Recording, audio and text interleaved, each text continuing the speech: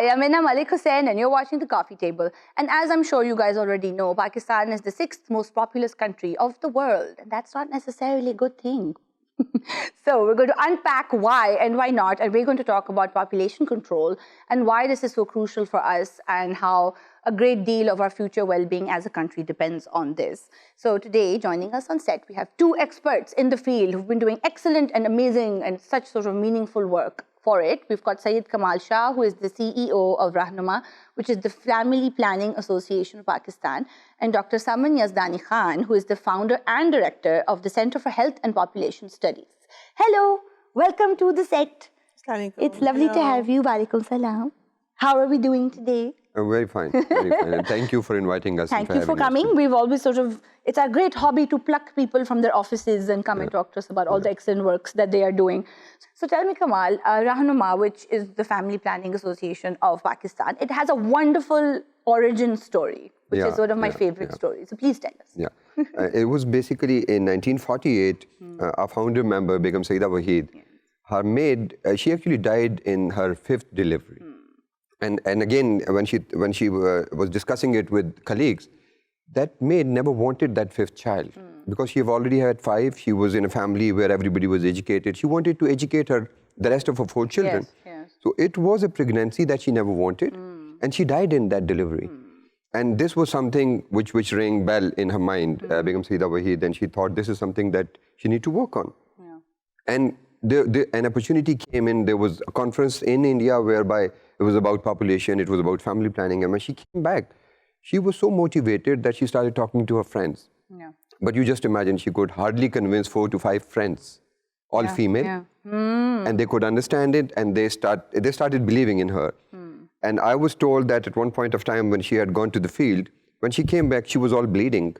And somebody asked her that, what happened? And she says, the boys actually, they were asked by their parents and their elders to stone these women because they have come to our community to corrupt our women. And somebody just asked her that, what happened and why would you do that? And she says, horrible thing. Yeah.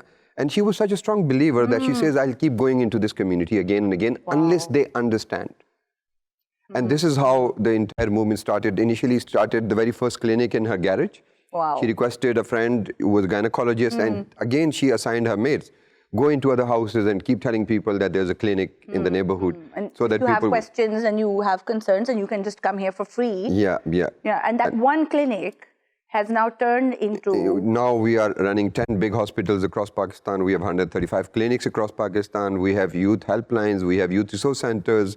We have mobile clinics. And we are almost everywhere in Pakistan, including Azad Jammu and Kashmir and Gilgit-Baltistan. Yeah. So a vision of a single woman resulted and expanded, and later on I'll tell you that how the government came into being and how the government picked up the entire movement. The whole ministry that was... But this was a home experience of a lady, and she have had that kind of a vision to understand that this is going to be a trouble for Pakistan. Yeah. And I was reading one file, we could find one file in our library, which is 1953. Wow. And it says son preference.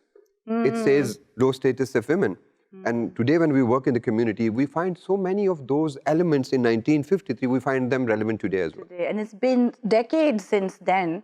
And in spite of all of this excellent work that has been consistently happening, these are still social and sort of cultural barriers that are still so sort of deeply entrenched. Deeply entrenched. Even now you see, and although I'm going to speak something different, but being in the field and knowing it, you see a whole line of young girls or females being born so that they can have a son and a pair. It's not just singly a son. Son preference doesn't stop at a single person, boy. One is not enough. Certainly not. Certainly a second son has to be there. And whole host of pregnancies are continued because they want another son to be there in case, God forbid, the first one passes. An heir and a spare, as they say. It's an heir and a spare story all over again. And you know, honestly, I don't know if right now I can't offhand think of that some work has been done on this, but this needs to be looked at because that is the trend of fertility in Pakistan. No matter, FPAP is beyond belief good, right? Yeah. and thank God there are others that are excellent work. But despite that, we have a burgeoning population, which in the end is a good thing. Please let me say that. Right at the beginning. Right at the beginning. And that is something I want to sort of unpack because it's a massive challenge to have a population as big as this. And it's not just about numbers, is it? It's also about resources, it's about education, it's about jobs, it's about sort of being able to look after this population. Yeah. Mina, the thing is that when we talk about anything, we have to look at it from multiple dimensions, right? So it has to be both quantity, quality, and perhaps other nuance, right? Could be anything, could be diversity, could be spread, could be this or that. The point is, yes, we do have a population challenge, but the question is, are we dealing with it in the correct manner? See, that's See, what family planning and many other organizations are doing, and thank God they're doing it. They're doing a wonderful job. Absolutely no doubt about that. But what is happening is that these severe social trends are just not being able, most of the work is technical, providing good health cover services. Government has been trying to do it, good or bad. We were the first in the whole entire country, world to take it up. In case you did. Really? Oh, yeah. Pakistan was the first country. Pakistan was the very first one to have a population policy. Pioneer. We are pioneers. So, so you see. We were here first. We had the vision. I'm so proud of us. And by the way, that's not just for population, that's for many sectors. The question, of course, is what did we do with it after that? Yeah, how do we take that forward, or how has it been taken forward? So so when we talk about Pakistan, yes, we have a population challenge, but the question is now that there is a huge population implosion happening across the world, especially the industrialized world. I don't believe in the word developed, because I think social attitudes and all other things come into it. However, and if we look at the entire industrialized worlds which score high on the economic index, we see a huge implosion happening and a trend towards almost like they're an endangered species. But the question of, no, I'm not kidding. Who's an endangered species? Well, I had a German colleague friend and a few years ago. And so she came up with this term, and that Germans are an endangered species. And I said, because there's not enough of them, because their birth rates are so low. No, that's not the thing. That's not the scary part. Really? There are plenty of them right now. The question is, what's going to happen in a few decades? Let's say 4 decades, 3 decades. You're going to see God forbid. Look, as it is, they've been below level. When you look at population, there are certain calculations you make. Yes. And one of them is replacement level fertility, right? Right. So what is replacement level fertility? That if you want to maintain, it means that if you want to maintain your current level of population, only quantity-wise. We currently only talk about quantity, right? Yeah. We'll come to the quality later. And migration later, right? So if you have if 3 of us are here and we want 3. We want to keep 3. 3 in the next generation. Each of us must have 2.2 child. 2.1 or 2.2? 2.1. I mean, feel like these percentages, it's like 2 children and then like a quarter child. Just legs. No, I guess that works out as some have 2 and then some have 3. Yeah. So that works out like that. So the third one is a quarter this, quarter that. Just legs. No, the legs are mine. You can have an arm.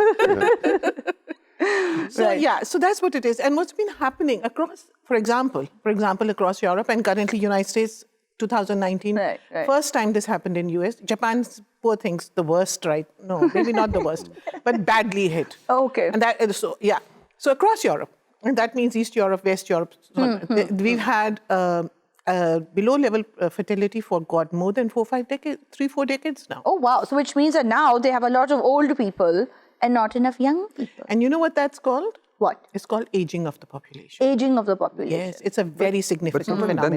Then there are countries who are revisiting their strategies, who are revisiting their plans. Unsuccessfully. And obviously, if their fertility has gone lower, they are now coming back and they are trying to To sort of reevaluate. You're absolutely right. So sort of just to kind of clarify some basic terms, because, education on the show.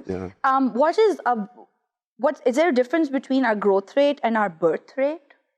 Or is it the same thing? Yeah, because fertility is in the context of reproductive age. We link it with the time, and so it's basically a different. If you look at the pyramid of Pakistan, it's different for men and for women because of the age. The men fertility goes a little more than that of a woman, and then it's the number of children they can have during that period of time. Okay, so that's more like a projection, an estimate of how many and how often, I suppose. Yeah, and growth rate is then overall. We take an average of everything. Right. And that's why we end up with 2.1, because it's an average. Right. So, and the problem is that We are supposed to have census every 10 years, but the last census was done after 20 years. So we were all dependent on estimation, and we thought we were 180 million, like 18 crore. And we ended up 200 million, which is 20 over crore. 200 million. Yeah, we are 207.7 million. That's a tremendous amount of people. And also coming back to one of your points where you were saying that continuation of the program. Now, it was in 60s when basically Rahnuma FPAP, they invited the then President Ayub Khan. And he got so involved with the entire movement, and he got so motivated that he started the family planning, and the ministry came into being. And this is how the population welfare. welfare. We had then a ministry, official government organization. Ministry, and then the population welfare department came into being. Okay. But that continuity was never there. After President Ayub, then we don't see the kind of political leadership coming up. This has to be with the ownership. Because the countries where we see big changes, there is political will and political leadership and continuity of the program. But on the part of government of Pakistan, we have not seen that kind of continuity of this very program. There had been breaks. And some breaks were so severe that we even... And again, because population, from what I understand, it seems to be something that you have to keep an eye on it so that it doesn't get too much or too little, and then you have to keep adjusting where needed. Look at the Bangladesh model. No matter who... Bangladesh, when we got separated, the population of Bangladesh was much more than that of Pakistan. We all know that. Today, they are 160 million. We are 200 million. Because they have had continuity of plan and programs, no matter who is in power. Right. So whoever is coming in power, their political parties may be different, but their commitment for population program, for family program is all the same. And that continuity of the public sector program ended up in the kind of results that we need. Yes, and those are the kind of results that we should be looking at. We're going to take a very quick break and come back because this is just getting started. See you in a minute. Hi, welcome back to the coffee table. We're talking about population management, and it's a surprisingly fascinating conversation. Well, I knew that it was going to be fascinating. So when we talk about the work that, for example, Rahnuma does with population management, it's not just down to contraception, for example. It's a sort of multifaceted, really sort of complex set of challenges and issues that we have to manage. So like maternal health, reproductive health services. It's not just contraception, is it? And Rahnuma does so many projects. Working with young people, for example, like you need to educate young people, you need to give them the kind of information. And it's only now that the government of Pakistan has realized that we need to give all this information to young people. So we are talking about life skill-based education manuals, whereby we need to educate young people and give them the kind of information that would help them. And you look at the issues, Zainab case and all these cases, we need to give all these information to young people. And these are kind of entry points whereby you give information, age-specific, gender-specific, and then they come to a stage. Look at the Iran model. They have a pre-marriage counseling as well. Oh, excellent. So every single couple, they can only be registered, and their marriage can only be registered if they have passed that process of pre-marriage counseling, wherein family planning is a very strong component, whereas first delay is a very strong component in there. What is first delay? First delay is like in Pakistan, we are struggling, and we seems to be struggling in the future as well with this because we don't have the concept of first delay. Right. Couples getting married in Pakistan, there are pressures on them. First delay means that you wait before you have your first baby. And then birth spacing is then you have a sort of a reasonable interval of time between each child. Birth spacing is about, what WHO now recommends is 5 years. Oh, okay. Previously it used to be 3, but now it's 5.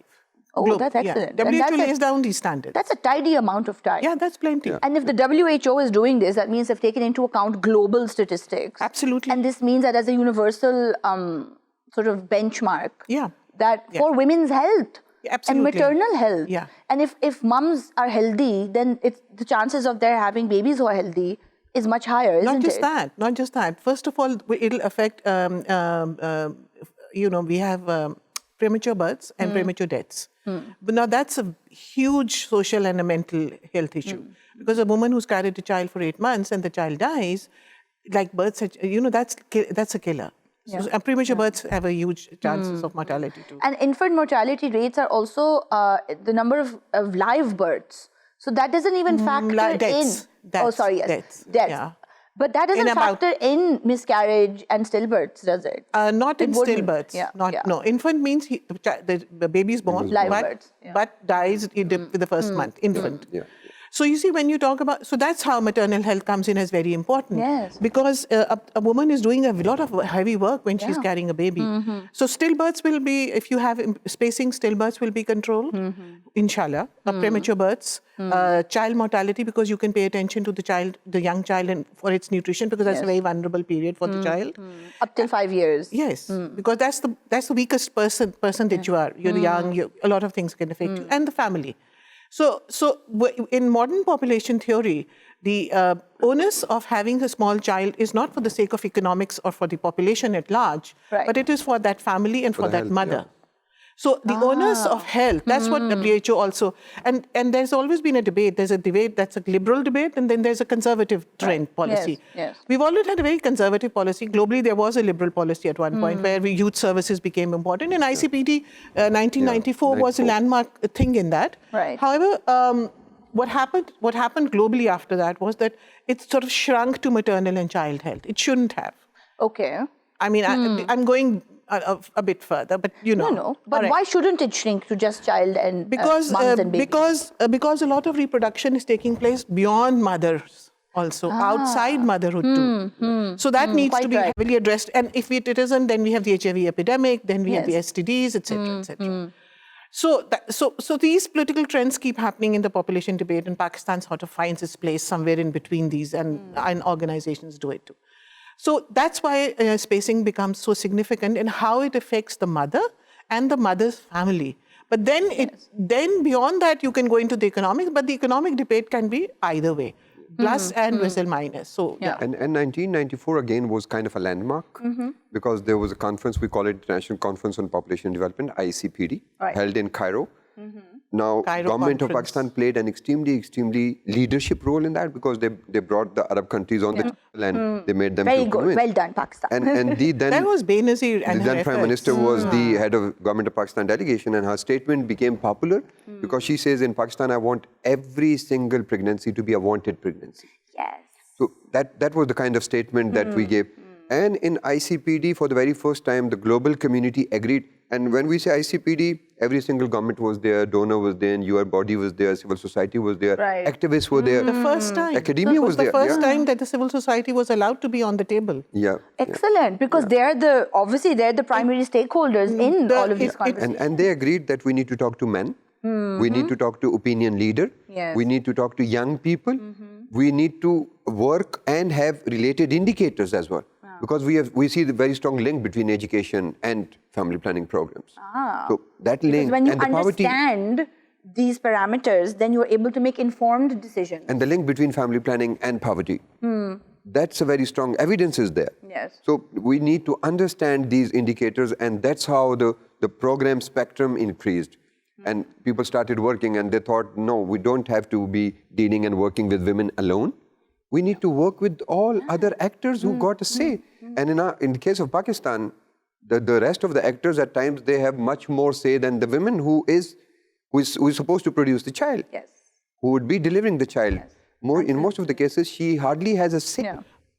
The gatekeepers, that's a very, very important point. I think we should actually dilate on that a little bit. The reason being that prior to that, many countries, and Kamal, please correct me if I go wrong, many countries were focusing on the young married woman or the woman. And eventually, and the civil society, which after a lot of hard work, came and got accepted at the UN table and at the government table, said to them that the woman that you're trying to ask to use contraception is totally helpless. Why are you doing this? And she might want to, but then there's so many people around her who will prevent her from that access. They are the decision-making gatekeepers. And that's why ICPD then expanded to others, and they went into multi-sectoral. They said purely, am I right? So purely contraception is not the important thing. For example, education is vital. And they say that, in fact, there was a phrase. But like reproductive health education or just generally education? General education. Okay. If you're literate, and they say usually by class, if you have done class seventh grade, a woman has crossed that, she has greater power. she has better understanding, and she can control her reproductive life better. So this phrase became extremely popular, and it said, education is the best pill. That's And lovely. I would just add into that, because it's general education plus sexual reproductive health education. So these are multi-pronged. It's two sort of, sides of Yeah, and every single time I just kind of feel low, because for us, at large, the entry point was Zainab case. That we thought if we would have educated our children how to protect themselves, we could have, because these are all elements that we work on. When we say sexual reproductive health, family planning is a component in that. Yes, it's just one part of many other conversations. Yeah, but it's also incredibly challenging even now to address so many, there's so much sort of taboo and shame and embarrassment around the idea of families and where do babies come from, and sort of, how does one sort of circumvent this? Well, of course, talking to younger people, but what about older people? And what about, parents-in-laws and things like that? The thing is, look, I think what we have really missed out on is our social attitudes. It's not our technical skill. Let's just sort of go beyond what we had just talked, just a little bit.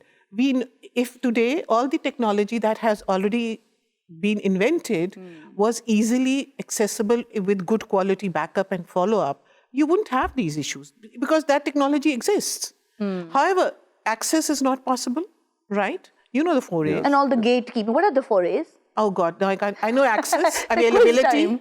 Access, availability. Do you remember the other two? Yeah, in time, like the availability, but appropriate timing. Appropriate timing. And and so if those are available to a woman, then she would do it. But the point simply is, look, first of all, the population focused on young women who were getting married were totally powerless. Yes. There's no question today of their number two, we haven't been able to address this heir and spare social attitude. It exists today. I work both in the cities as well as in the rural areas. I have my own work. And I see this all the time. 4 to 5. It's all. And now it used to be disturbing to me as a population person, and now I just laugh because it is so ubiquitous. And I think the average rural birth rate is like 4 children. Oh, it's urban too, my dear. Where are you living? I mean, middle class. Middle class is like a drop in the ocean of Pakistan. Talk about the regular urban people. 3 or 4. By the time you have your third. I remember I did a study for USAID which said they used to compensate for sterilization, female sterilization. And by the time I went, and this is really funny. By the time I went, I was the team leader for that, and I said, okay, fine. Let's see what the statistics are. I had the government with me, and I discovered that every time a woman would come for sterilization, it was either after the 6th or the 7th child. By the time she came to that decision, and she was empowered by that time, her family would let her go ahead and do it. Or maybe by that time, everybody universally agreed that, okay, maybe now 6 is enough, so you might as well. But the most interesting part was, and we have to talk about anemia here because that's extremely important, I'll come to that. The most interesting part was that the government center training institutions where the lady health workers and visitors were being trained, not workers, they didn't have workers at that time, but the visitors. The teachers were the ones who were saying, at that time, I'm not sure what's happening now, so please let's get that clear. I'm sure it's better. So at that time, they were saying, 2 boys, then you go for a sterilization. And when your teacher says this, then lady health visitor is not going to sterilize you before that, not after the 2nd child. Nowadays, I believe there's a change. Now, coming to anemia, which is very important, because... I'm just sort of really gobsmacked by this. Like your 7th child down, you're like, wait for another son.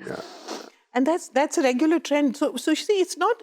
So my first point was that we have the technology. We know what to do. We know how to do it. We have the people to do it.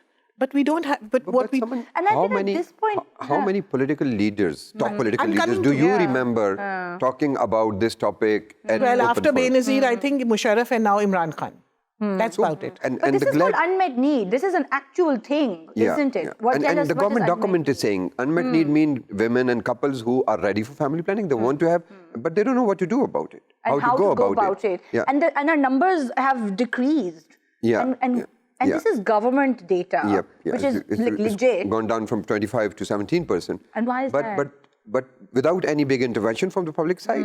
And we understand that reduction in percentage is because for so many years, we have not been providing them services. And there's no conversation happening on a sort of national level about but this. you'll be glad to know that Supreme Court of Pakistan took a summative notice on population, the then Chief Justice in 2018. Yes. And then they requested the government of Pakistan to come with an action plan and present it in the Supreme Court. So the government had established a national task force and all experts were there, all provinces, all the 2 regions were there, federal territory, they all were there. And an action plan was developed that was presented in the Supreme Court of Pakistan, and it is part of the Supreme Court order. So it's like 8 steps clearly mentioned in there. And then the Supreme Court said that we totally agree with all these recommendations, but government should do something about it. Oh, yes. So the government called a meeting of the Council of Common Interest, CCI. Council of Common Interest. Oh, sounds very sort of, Headed by like Prime Minister of Pakistan and all the chief ministers are there. AJK was there, Gilgit-Baltistan was there. That's sort of really sort of unified approach They to it. almost agreed to all those recommendations which came from the task force through Supreme Court with a bit of changes and with timeline. Oh, excellent. And so that there are these targets that need to be met. Yeah. So everybody has like eyes on the prize. Yeah, so now we have a national task force which is headed by the Prime Minister and at times by the President of Pakistan. We have provincial task force. The KP government provincial task force meeting was held yesterday. Oh. When I was talking to you, I was in that very meeting yesterday. So we plucked you out. It's really, and very clear action plans. What are we, including life skill-based education, which mean giving information to young people. So the government has come to that level. And we have seen 2 meetings of the provincial task force of Punjab has been done. Sindh is going better because Sindh have had a number of task force meetings. Excellent. That's fantastic. But the provinces are coming up now. Yes. They are agreeing that they would increase allocations. And if you would want me to give you just a brief that there has to be a national... But I'm going to save this for after the break, which we are taking right now. Stay with us.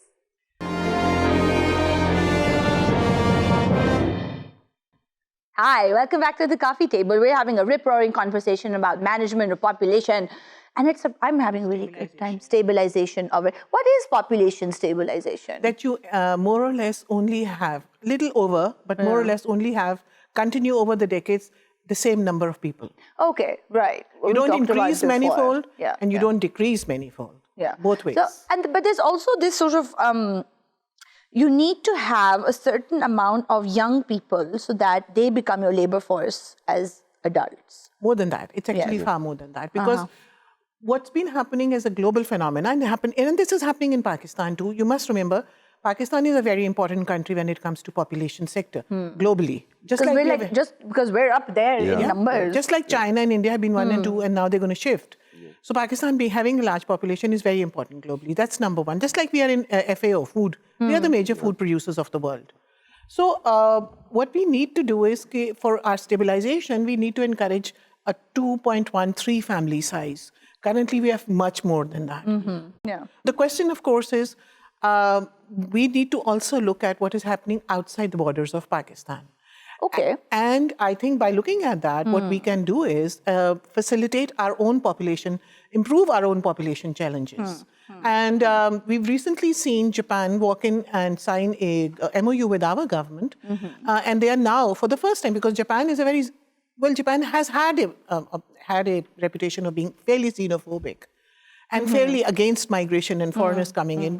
And now they are completely at their wits' end because they have a rapidly decreasing population as far as young population is concerned. And they have not only do they have an aging population, which is beyond 60 or 65, I think it's 65 now, and they also have a severely aged population, which needs, so you see, it's a question of not just a labor force, but who is going to look after that segment of the population which falls into the severely aged ones, which is 80 and beyond. Oh, wow. And they have a huge number. So when Japan realized, and this is a continuous struggle if you look at what is being reported nowadays, and this is happening across many, many countries. Right. So when Japan realized that, they eventually had to overcome their inhibitions regarding foreigners, and we are very foreign to Japan. I mean, we are not Koreans or Far East. No, we're South Asians, which is a completely different ballgame. So they walked across to us, and I think they walked across to 10 different countries, including Pakistan, and they said, well, give us skilled labor force. And we are now providing through a government-to-government sort of treaties, skilled labor force. So skilled labor is also, that's something that is also, I think, crucial because you can't, it's got a demographic dividend and it sounds really great. It sounds like, wow, so much potential. But there is a lot of potential. There is, but you need that kind of investment. If today 64% of your country is under the age of 30, right, that means you got potential. Yeah. Now you need plans. For skilled labor force. And you need plans. You can have labor out of that. You can have managers out of that. You have everything. You would have leaders out of that. Yes, Professional leaders. Yes, professional leaders, but you need to invest in them. Artists. Are we investing? Yes. Yeah, are we investing? Yeah, are we? That's a big question mark. Okay, let's come back to that. Yeah. You see, a lot of the time what I find is, then that's again what I find is a very limiting thought. Yes, is the government doing it? Well, perhaps it is, and perhaps we are not the ones who are projecting it properly. What about the private sector? The private sector in Pakistan happens to be very strong. Yes. There's no doubt about it. And so they're a major stakeholder. The question is the private sector has this good habit of not turning to the government and waiting for them to create a path they can follow. They generally create their own path. The question, of course, is us who are the population people. And how many are we? Less than 100? Less than 50 by the way. Really? That's it? Yeah. Maybe. You see, but Mina, when we say private sector, you need to understand further bifurcation of the private sector. There is a for-profit private sector and there is a non-for-profit private sector. No. And both can be harnessed. Equally useful. In fact, the for-profit is far more useful. 70% of health coverage is coming from the private sector. And private, when we say private, that means for profit. Right. Out of that 70, only 15% is giving family planning. What about, you go to big hospitals. That's a massive gap. You go to big hospital, big private hospitals, you would find everything available except family planning service in But there. again, do you think it's because we are still so sort of shy and weird about talking about the need for family planning? Yeah, obviously, because we have seen lack of political leadership and will in this very sector. So we are also going to be talking about the other sectors when we come to the private sector. That's health and population is one. But let's talk about the education private sector. Yes. And let's talk about the skill training private sector. Because it's not enough to have a potential labor force. They have to be trained. Absolutely. And they have to be educated and have to have a skill. Right. Otherwise, it's just people. But you see, that's who where have no jobs. That's where we come to the next section. And the next section is, there is absorption of certain skill sector in Pakistan. There's absorption within jobs. There's entrepreneurship. People start their own work. But if we look at the global trends, where we see that governments require experts and skilled labor, we need our government, our population people need to go to them or maybe attract them to come. And I'll give you an example, what Russia and the Central Asian governments are very concerned about. Huge, same problem. Russia is badly affected by a population decline and multiple factors. You know what they are thinking of doing? Getting students in. They say we can't attract skilled migrants. We are not such an attractive country. Yes. And I'm giving you a rough thing. I don't want to be sort of later on some Russian react to it. I will send you an email. How dare you? I don't want to get. This is just, I'm giving you a general sort of thing. So what they're trying to do is attract students. Yes. So if our and that's good for us too, because that's what I meant. If our students get to go and see the world and have exposure and go to institutions which are good ones. Yes, and also if we have people who graduate but who have good skill sets, they can apply and anywhere where these problems exist as for skill labor force, and they can find space there. So one of the challenges Pakistan has is how to absorb this population, how to use them for an economic output. So there we can look at our in-country absorption and then out-of-country absorption. That's really interesting. Yes, yeah. yes. And that's a policy our government and the private sector, for-profit, has to sit down and see how do we approach this. Yeah, sort of chalk out a plan. Yeah. And apparently there's like a 10-year window here, which we can pounce on. Yep. We still have time. Even after 10 years. We still have time, but we need to have that kind of will coming in that yes, we have this window and we want to invest and cash it. But few people, you see, that's because I think we've never really thought about it that's the whole that way. That's exactly what you see with these, out of the 50, or actually they're 25, they're not even 50, population experts exist, 24 are anti-population. I am pro-population. Yeah, Yeah, because it's not just about reducing numbers. It's about it is social attitude. Yeah, it's about quality also. But you also look at the other dimensions of the entire discourse. Yes. We are lucky that we are a country where we have the kind of gender balance, male, female. We do. It's percentage-wise. In spite of air and spare. Yeah. Oh. But are we using the 50% potential to its full potential? And I think what I think we as population experts need to do is to actually look at the demographic dividend and ask and go to our government. I'm not going to blame the government. They are not experts. We are the experts. We need to go to them and there are so many other population trends that are happening. For example, the Christian and the Muslim population is going to become equal globally, I think this year or next year. So there's a lot of things packed into that too. But coming back to Pakistan, we are the people. Instead of constantly telling the government that stop, do population control, we are the ones who need to go to them and say, yes, you need to do population stabilization. Control is out of fashion. That's considered almost an abusive word now. It's a 4-letter word. Because it's such a private decision as well. Yeah. But we're also trying, it's also about quality of life, and it's about how... But we also need to depoliticize this entire discourse. Because in Pakistan, this is also a political discussion. Your finances nationally are distributed based on the size of your population. Right. 83% of your funds are based on population. When you go and you sit in Balochistan and you talk, now the highest maternal mortality is in Balochistan. The highest infant mortality is in Balochistan. But it's a political... The highest birth rate is also in Balochistan. Yes, the highest birth rate. Because over there, when you talk to political figures and they say, yeah, but we get money based on population. Not only money. The population isn't that high. Yeah, and not only money. Small. You get percentage in the National Assembly based on your population size. You get jobs based on your population size. We need to kind of depoliticize the entire... We need to look at different parameters of funding. And there are countries who have done it. Some countries have just seized the level.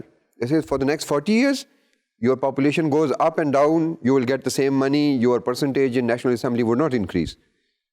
So there has to be some very, very strong decisions coming in. And we have to look at the welfare of our children, of our babies and their mothers. Yes. Like, I just feel really strongly about this. Like, maternal mortality, it's just unacceptable. It's totally unacceptable. Yeah. I'm just going to say one thing before. What's interesting is when we look at the population, when we look at the provincial divide, do you know Punjab, which perhaps has the highest parameters when it comes to health and economics in the entire Pakistan, Punjab has half of Pakistan's population. Do you know that? Half of Pakistan population, and we are the ones who are way ahead. 52%. Therefore, is it really fair? Is it really fair to join population with economic downturn? I don't think so. I think there's far more to the story, and I think it is us people, us experts who need to tell the government, go beyond. This isn't the truth. This isn't the entire story. We are stuck in the very bad rut. And just imagine, Mina, today if your 52% of your Pakistan is in Punjab, imagine after 30 years. Our doubling time is 30 years. Pakistan. Oh, and the developed world is... to be 30 no, years. it is 60 years for the rest of the world. Oh, wow. And we are 30 years. Imagine after 30 years, the entire Pakistan population would be in Punjab if the same fertility remains. And therefore, if we don't invest in it. Today Punjab government has to understand what policies need to come in place to utilize this population within the country and outside the country. And that's possible. Yeah. That is possible today. Absolutely. And it just sounds like it's going to make everyone's lives better. Much better. And therefore, we need to think about that. For example, I'll give you an example.